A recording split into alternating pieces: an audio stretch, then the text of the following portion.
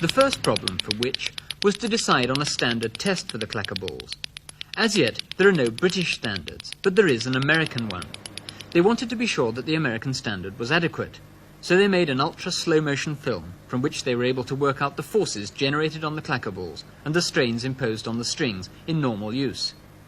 When they found that their results compared favourably with the American standard, they decided to accept this as the basis for all their tests. They tested 17 makes in all shapes, colours and sizes, and all freely available in this country. They ranged in price from 15 to 50 pence. All of them were made of plastic. First of all, the clacker balls were given a general inspection. They were weighed to make sure they weren't heavier than the maximum of 50 grams laid down by the American standard. All the balls passed this first test. Next, the surface was tested for rough edges, particularly around the holes where a jagged edge could cause the string to fray. None of the balls had a completely smooth surface, and only 4 out of the 17 had holes free of jagged edges. The strings were also checked to see if the ends had been fused to prevent the knot from slipping.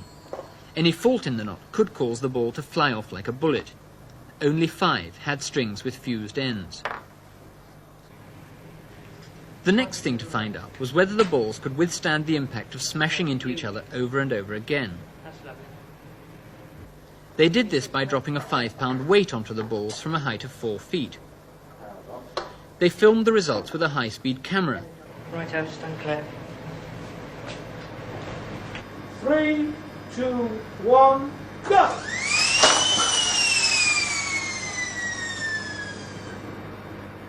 But with so many of the balls disintegrating and flying about the room, this test turned out to be rather dangerous for the technicians.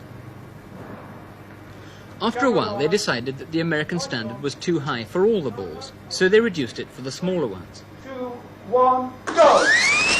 Only 3 balls passed the full impact test, but even after they'd lowered the standard, only 7 got through. The ones that did get through the test were then broken up, and together with the debris of those that failed, they were inspected for what are called voids, air bubbles in the molten plastic which weaken the structure. The American standard said that there should be no voids. None of the balls passed this test. Quite apart from the impact on the clacker balls themselves, there are also tremendous strains on the strings and knots. The American standard says that the string should be capable of withstanding a pull of 100 pounds.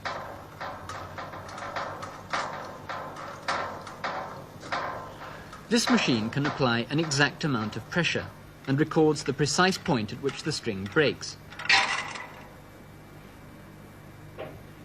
In some cases, the string didn't break, but the knot slipped.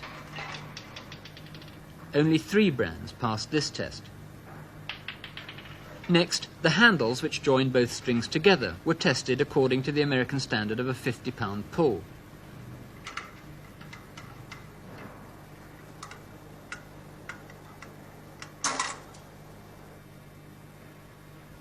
This test defeated 11 brands. The final precaution laid down by the American standard is that the clacker ball packet should carry a warning label stating that the balls can be dangerous if they're damaged, and advising that they should be inspected regularly. Brand N, no. Brand Q, no. 15 of the 17 failed this final test. Altogether, the result of the nationwide Which report on these clacker balls was very unsatisfactory. Only 2 brands passed more than half the tests, and even these failed some of the more important ones. On average, the remainder failed to get through even a third of the tests, a very depressing result.